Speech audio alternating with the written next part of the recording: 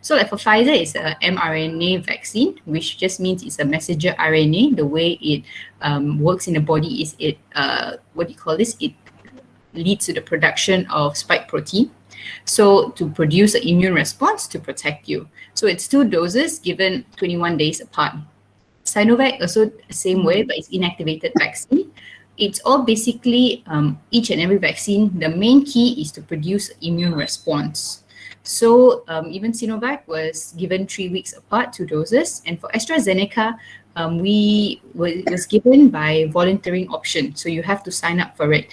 This one, the main reason was because when all this one were going through phase trials, AstraZeneca's study population was not big enough for it to be given widely. So that's why you basically volunteer sign up for it. All right, it's a viral vector vaccine. And because of the way it works, so it's given 9 to 12 weeks apart. All right. Okay, so basically studies done from a disease control center. What are the most common side effects that people above, the study was actually, normally season we say above 65, but their study was above 55. So after the second dose, so what were the symptoms that most of them experienced? So it was more general, as in like, I think if anyone you have met or anyone who has got the vaccine would say from experience. So pain at the injection site was the main thing. Normally you have redness, pain or swelling, or they feel tired, which about 50% of them experience. Having headache, muscle pain, a bit of chills, also joint pain, and subsequently fever was only 10% of the study population. And subsequently, even some had diarrhea or vomiting. So based on this, it tells that the symptoms were mostly mild to moderate. That means it's just the way of the body producing a response. So that's how most of them presented after getting the second dose of the vaccine. Right. So basically, when you get the vaccine, as you can see, all 3 that are currently available, you need 2 doses. So normally, most of you all, after the first dose, you're still okay. After the second dose, the side effects may be more intense. This generally comes to say is during the first dose, your body produces a response and recognizes that it's basically training your body to recognize the virus, so that whenever you are exposed and you get the illness itself, so your body knows how to attack it. So with the first dose, your body has produced a response. With the second dose, it's something familiar, so the side effects are more intense, right?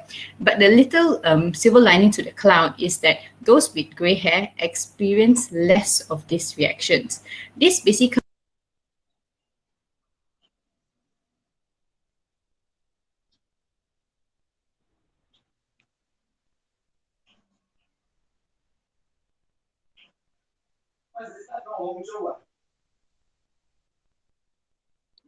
yeah, Hongzhou, I forgot. Long An. Put about 4 pieces Hongzhou like that. A bit Sorry, enough. We can't hear your voice.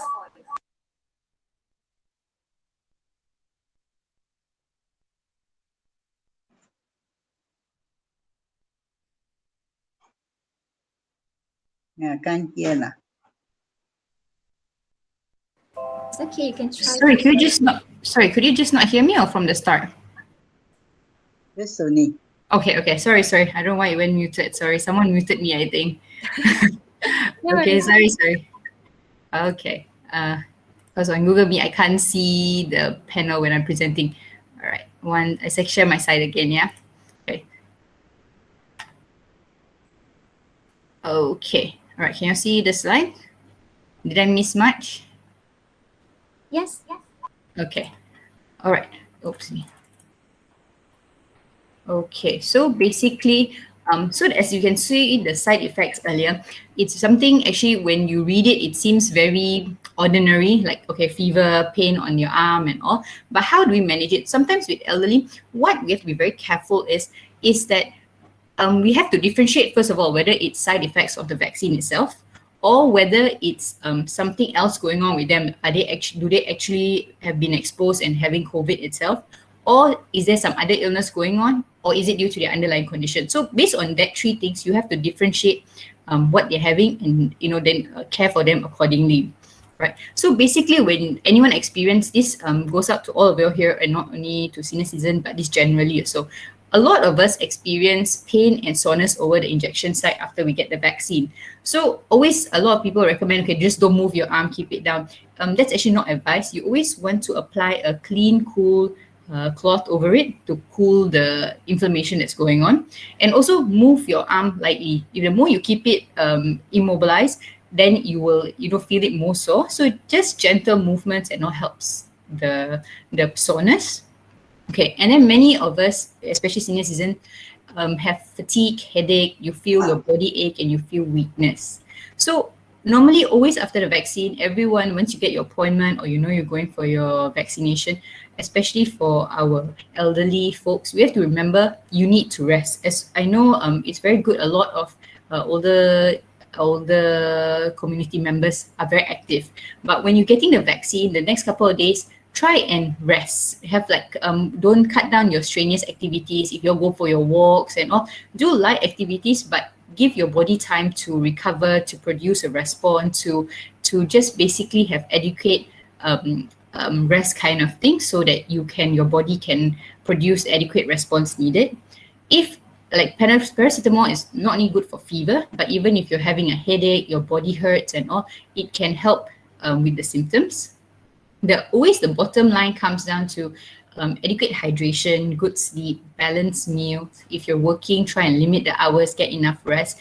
And when you're having weakness, avoid too much coffee, too much caffeine, too much alcohol, because all this weakens your immune system. All this, can play a role in disturbing your response. Okay, hope everyone's with me. Okay, so if those who are experiencing losses, like you're having vomiting or diarrhea, it's very important to keep track of your losses. Because sometimes, when you're not feeling so well, you're a bit nauseous, you're having vomiting, diarrhea, you do not want to eat anything. You do not have the appetite or you do not have the energy. It's always important to stay hydrated. And especially if you're having losses, you need to monitor how many times have you gone to the toilet, how many times, because you need to replace what you lose. So even if you can't take much, like something soft, some porridge, some milk, like something to just replenish your body, because your body needs energy to heal, to overcome the immune response that's going on. All right, and then fever, when you feel like, you say, like now most of us have an oximeter and a thermometer at home, so it's good to take your temperature, good to monitor, and basically the bottom line comes back to the same thing. You need adequate rest and sleep. So as much as you can, like after your vaccine, try not to plan anything. If it's during working days, try maybe take a day off to just rest, have plenty of fluid, Panadol always stand by if you need it, and dress lightly to cool down your body and so. Right. So basically, when all these side effects that I mentioned, it's just basically comes to show that your body is producing immune response. So it's working and building up protection. Like all our vaccines that we have listed and that we are getting, it all comes down to waking up your immune system, to probe your immune system to produce a response so that you are protected. So if at any time when things get more settled and we can go out and you can get exposed, your body knows how to fight it. So that's basically the bottom line of the vaccination. So when you have side effects, like I said, it's important to differentiate what these side effects are. So side effects just producing protection is good. But if let's say, like from the example I gave, whether fever, myalgia, arthralgia, weakness and all, so those are side effects of vaccine. If suddenly you come up with you having a running nose, sore throat, and then shortness of breath, chest tightness, those are more severe concerns. Whether could it be you are actually having COVID itself, whether they are symptoms of COVID, or whether they could be another infection that you have got throughout that time when you got vaccinated. So it's always the important part is to monitor your symptoms, how long, when they start, and so on. Right. So basic caring for the elderly, it's always important to have a person around. So for like, if let's say the elderly is staying alone and all and got vaccinated, it's important, even though let's say they're very active individuals and they very independent, very good lifestyle, But when they get vaccinated, sometimes you do not know how they're going to respond. Some may just be well and not have any reaction, not much. But some may, they just may be in bed the whole day and, whether meals are observed and all that. So it's always good to have someone around, okay, to make sure that their daily living, they got enough, if let's say they need a Panadol and all that. So it's important to have a caregiver. And like I've emphasized this good enough, adequate rest and hydration is very important. And observe any symptoms post-vaccinations. When we get vaccinated, My Sejahtera, they will actually explain to you, okay, so where do you go in to fill up any side effects you may have and any symptoms you may have. So try and see what is listed there. Try and go through, okay, if you don't have, report it there. If you do have some, when it started, how many hours, and report it there as well, right? Okay, so how long do these side effects last? Usually they start within 12 to 24 hours of the vaccination, and they last up to 24 to 48 hours. So normally it's 3 days, you would say the side effects kind of come on and stay about. That means from the day you got vaccinated and 2 days after that. But if it lasts longer than that, it's very important to then differentiate, to think whether did you go anywhere else and whether you need to seek medical attention, whether it's prolonged side effects that could be severe, or whether it could be another infection you may have. All right, just excuse me. Okay, so the side effects that I spoke about, is basically to show that most individuals, especially elderly, have mild to moderate side effects in severity. They don't, like the decline of the immune system is one of the cause, but they still produce protection. For very severe side effects, it's actually extremely rare, because from all the studies that have been done since vaccinations have been carried out all over the world, shows that 11 in 1 million have severe allergy reactions, which means like swelling, itching, or breathing difficulties. Just hold on. Sorry. Okay, so basically, when you get your vaccination, especially if you have any underlying condition, post-vaccination, you observe 15 to 30 minutes. This is to make sure that you do not have a severe reaction or anaphylactic reaction from it. So far, most people, unless you have some very alarming underlying conditions, then you might need to be admitted to get your vaccine. But otherwise, most people, it's very rare to have a severe reaction. So even allergies, if you have had previous allergies before, which then you have to report when you register for your vaccine as well, then for those people, you might get an allergy reaction from it. And from there, maybe your physician will recommend which vaccine will be most suitable for you. But otherwise, the severity of it is very rarely caused. Okay, so always it comes back to whether getting COVID and getting vaccinated. The two things, a lot of people out there still choose not to be vaccinated. You must always remember, the whole purpose of getting vaccinated is to protect yourself from a severe form of COVID.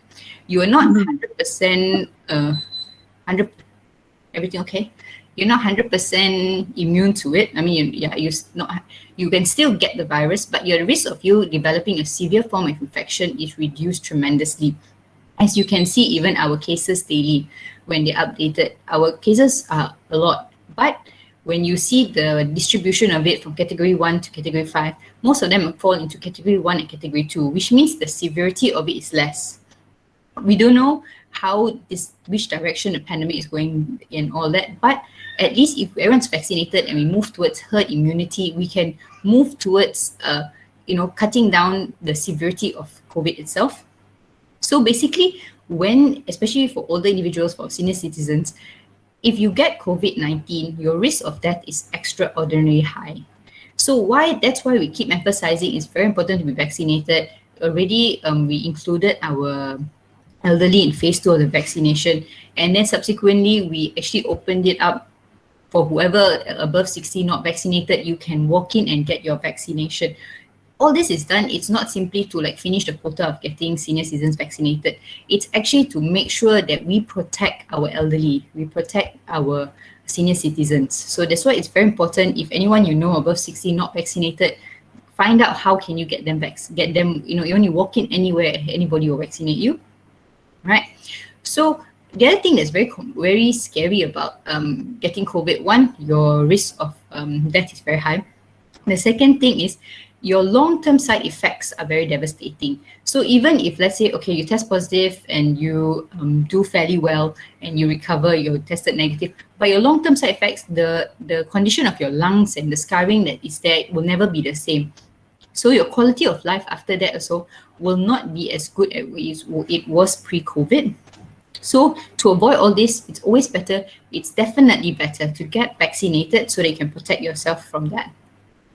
Okay, so basically what Nina showed earlier, that we have vaccination, managed care has vaccination concierge.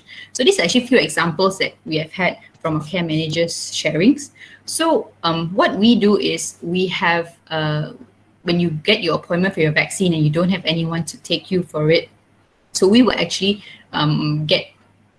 escort you to your vaccination, help fill up the forms and guide you through it. And subsequently, when you're done with your vaccination, we will actually check up on you, your side effects and how you're doing, and So from the sharing of my colleagues, I took 3 different vaccination samples. So all 3 of them are in their 70s. So one gentleman who got Pfizer, he just complained like pain over his injection site, a bit of headache, drowsiness, but he had increased appetite. So he was maintaining well at home. It's just that he was hungry, right? And then for this lady who received AstraZeneca, so she at one point, the day after her vaccine, at night, she felt her heartbeat a bit irregular. But she then just controlled her breathing and it was resolved spontaneously. So she did not have. So whether it was actually a side effect or whether it was her anxiety, we're not sure. But that's what her experience was. And then another gentleman who received Sinovac, he actually felt more active after the vaccine. So everyone responds very differently to the vaccination, to COVID vaccine. So each response is actually each individual. It does not, you cannot categorize, why this person got, why this person didn't. Maybe I don't have immunity because I didn't have a response to it. It doesn't work like that. The side effects does not determine the effectiveness of the vaccine.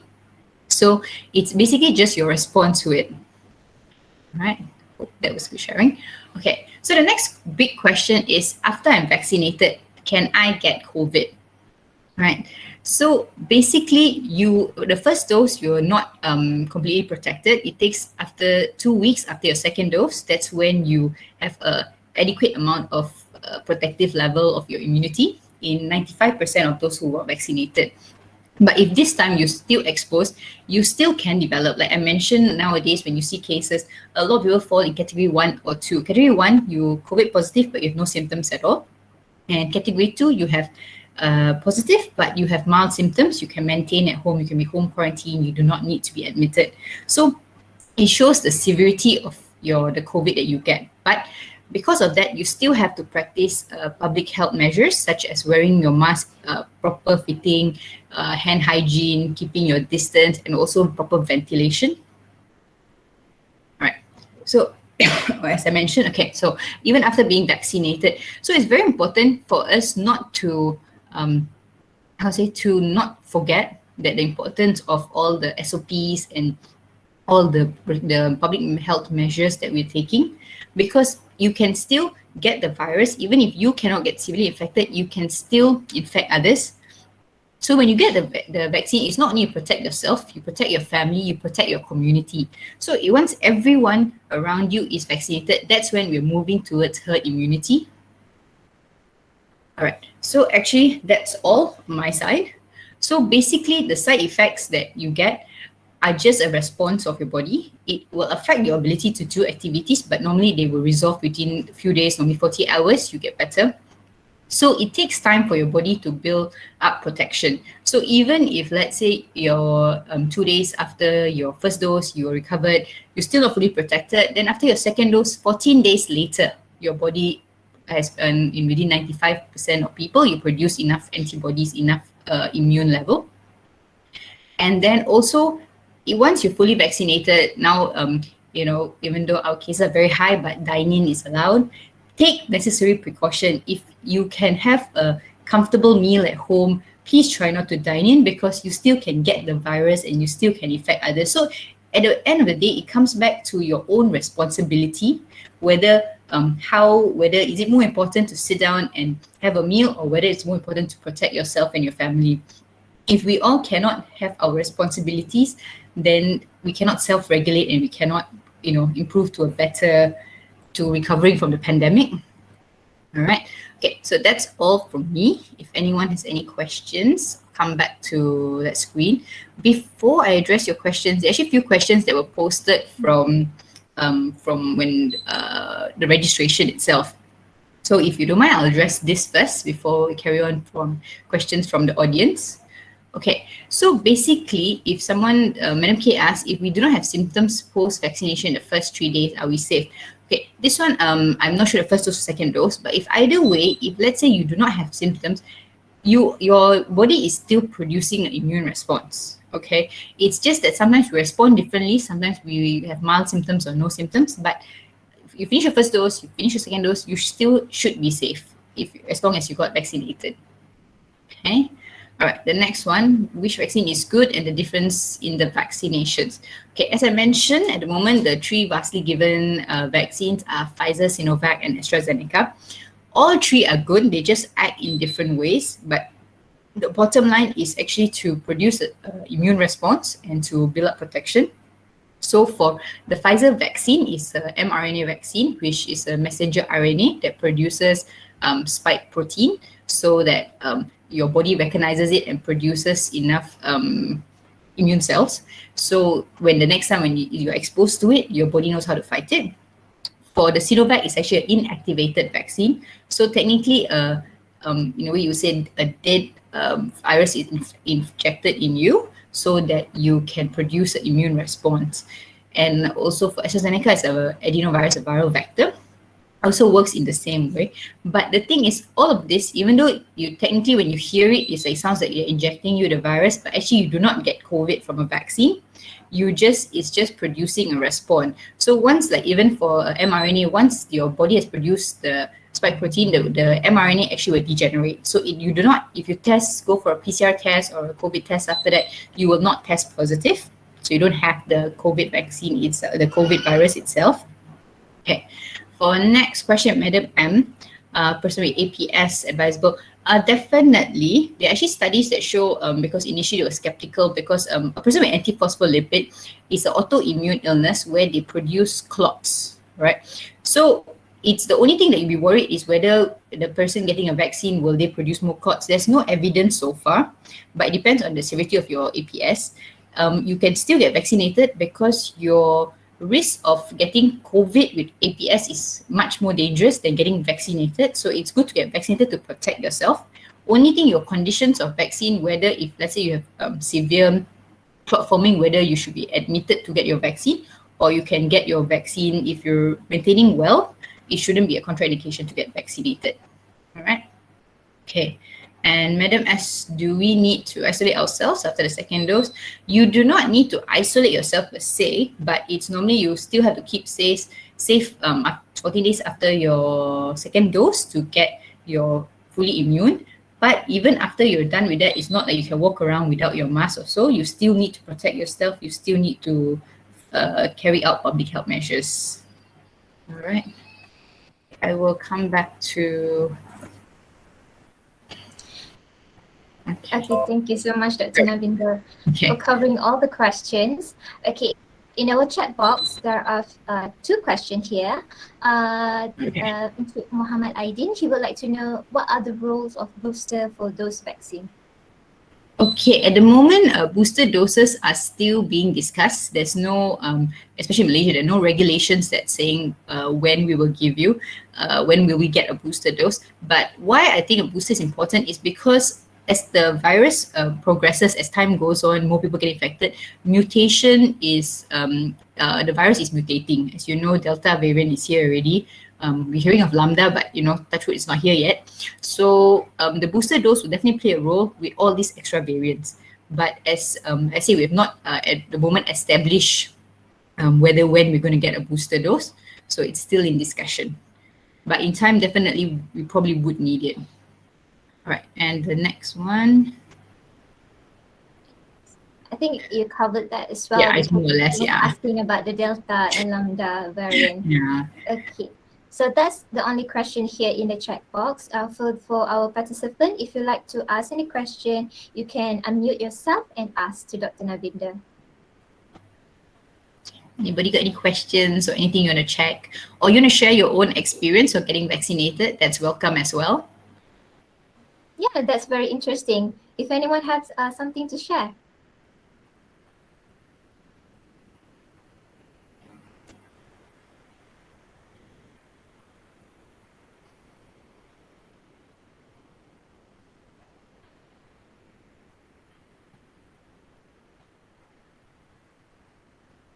Everyone's still silent. Okay. Yes, Madam Tan? Yes. Yeah. Okay. I'm 71 years old, and last week on the 15th of August, I had my second dose of Pfizer. Okay. Okay. So I have a history of wheezing, but not severe. Now it's under control. But the week before the second dose vaccination, I have a bit like wheezing, so I'm taking some medication. It's Sorry, I quite can't hear you. You controlled. have a bit of? Yeah, can you hear me? Yeah. Yeah. Okay. Before my second dose of vaccination last Sunday, I had a bit like itchy throat and a bit Itching, okay. like a bit of phlegm at the throat. I've seen the consultants in the hospital. He advised me to take some medication, which I've taken, and it was under control. So then the last Sunday, I went for the vaccination.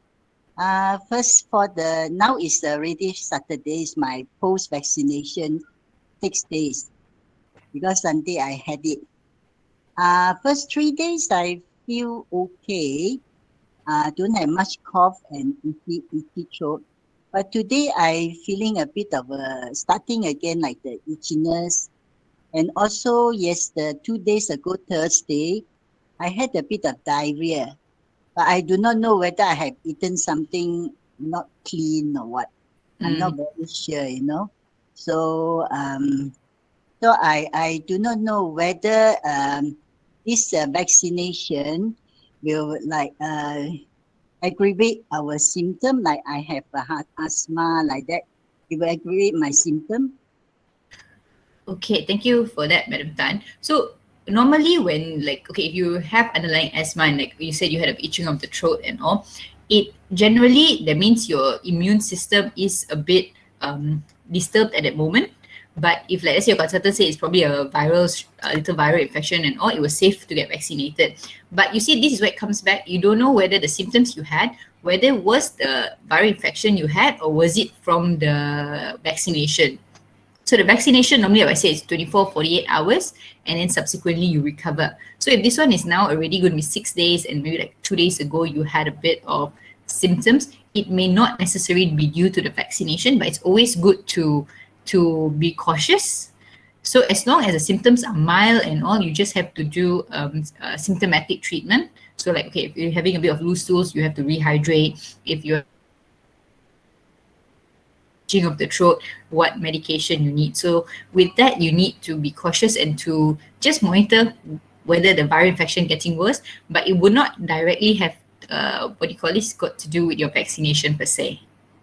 Okay, hope that was helpful, Madam Tan. Yeah, okay, thank you. No problem. Okay, one more question here. What are your thoughts using ivermectin as a medication after getting COVID? So we're thinking, all right, ivermectin's a very big issue, okay? Because even I've got a few messages that asking, like, would you recommend ivermectin? Ivermectin's not a treatment for COVID. I think KKM has addressed that. Many pharmacists, friends of mine who are pharmacists, are having, they're very upset about it. So ivermectin is actually used for parasite treatment for animals. All right, that's what ivermectin basically is. So there's no clear-cut study that's produced to say that ivermectin should be used. It's just I think someone was treated with it, someone had it, and they're recommending it. So as much as you can, please do not use ivermectin as a treatment. Do not buy it. A lot of people are selling it without doctor's prescription. So no, please, ivermectin is a no-no. All right, this stops there. So anything else? Actually, one thing I'd like to share that's now becoming very, very widely used now, the self test kits. You know, I'm in a way why I find these self test kits very good. It's actually very empowering for the public. If you have symptoms, or if you go MySejahtera, you go on your what do you call this, hotspot, and they'll tell you like around your 1 kilometer radius how many people are infected. It's very good to have this self test kit if like you have symptoms, or maybe your neighbor's infected and all, and you do not want to go to a clinic. So in the comfort of your own home and not getting exposed, and you can do this test kit, I find it very empowering. Because a lot of us, like, okay, let's say you have a symptom, you're not sure, you're just not well, or whether it's you going to you've been exposed, or you're in contact and all, and you don't want to go to a clinic and get tested. At least you can do this screening as this first line of testing. So I think that's really good. But of course, when buying, do not buy from someone you just met online, or on WhatsApp. Try and check KKM regulations, FDA, what's recognized, and yeah, you can actually get that at pharmacies, or even at valid distributors. I think that's something very good to have, very empowering, instead of ivermectin. But yeah. So, anything else? Thank you so much, Dr. Navinko, because yes, this is very important to highlight as well. Having a self-test kit at home is a very good something that they can do. So, is there any other question from the floor? If it's not, I will give you a few minutes, because we would like to have a photo session. So I really appreciate if all of you can turn on your video, so that you can see your hall for this weekend, or anywhere you are. Okay. And also in the chat box, we provide a link to our services from Act for Health, and also from the managed care. So you can contact us from the link. We have included our emails, our social media platform, and also we have our Telegram group for broadcasting all of our next and future event that we will have. Okay, I think we have one more question. Yeah, we have one more question. Mr. Leong, all right. No, you're not supposed, after any vaccination, as mentioned just now, you do not get the virus from the vaccine, so your test shouldn't test positive. So if you actually do test positive, that means maybe when you went to get vaccination, you got exposed and you got tested positive, but you won't test positive from the vaccine itself. So that's why I say it's very important to distinguish whether when you went, touch wood, all vaccination centers carry out full precautions, but there is still a risk whenever you leave your house, you leave your trust bubble kind of thing, you are at the risk of being exposed. So whether did you catch it while borrowing a pen to fill up your form, or that whole ventilation in the vaccination center. So you always have to stay safe, come back, proper hygiene and all. So because we do not want to risk getting vaccine, but you won't get the virus from the vaccine. Right. Okay, thank you for that. Okay, it's lovely to see a few faces here. Okay, so if there's no more others want to turn on the video, okay, let us just have our photo. Okay, in a count of 1, 2, 3. Okay. All right. Thanks again, Act for Health. Thanks, Nina, for having me. Hope it was a good session. You all learned something from it. Just want to ask how to leave the meeting. Yes. How to this is first time I use this. There is a phone at the bottom there. The phone's red in color. You press the red color. So I just tap it. Yeah. Okay. Thank you. Yeah. Thank you for the talk. Right. Thank you. Thank you so much for joining me. Oh, we're not done yet. We're not done yet. We still have our message here. Okay. Okay, so like I mentioned just now, that we are collaborating with Managed Care. So this is a vaccination concierge service that you can get from them. So just feel free to contact them to know more about this. And from our Act for Health, like I mentioned, we have our Telegram group where you can join in so that you can know what are the future events that we'll have. All this is benefited for all our senior citizens population in Malaysia. And yeah, all is to increase all the awareness. Now, in the chat box also we have a feedback form where you can click on the link where you can fill in your feedback form to get the CPD claim for all the clinicians out there and to get the e-certificates. Okay, so yeah, that's all the message from us from Act for Health. Okay, so I'm Dr. Raslina. We are signing up. Okay, thank you so much. All Have a right, happy thank you weekend. everyone.